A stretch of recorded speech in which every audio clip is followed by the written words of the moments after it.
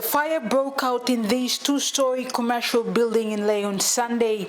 The building was used as a warehouse for storing commercial goods for Chinese-owned shops in Leh.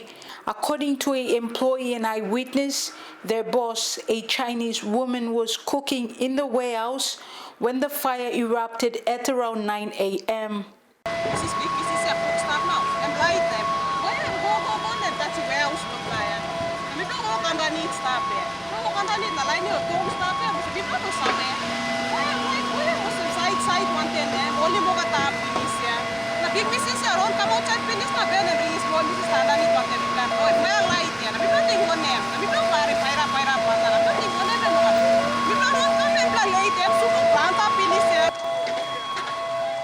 Firefighters and the St. John ambulance were on site to put out the blaze and prevent any casualties, whilst police were on alert to stop opportunists from interfering.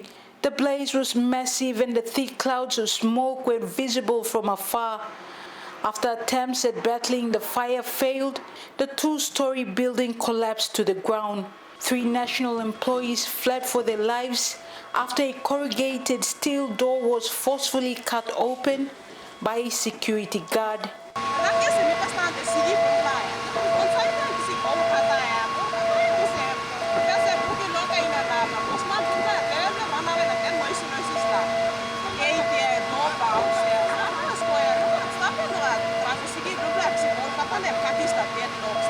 There were no casualties or deaths. A group of Chinese men and women were taken out of a building they were accommodated in next to the one that was burnt.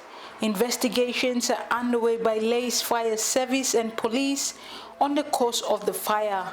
Julie Badui, Owa, National EMTV News, Leh.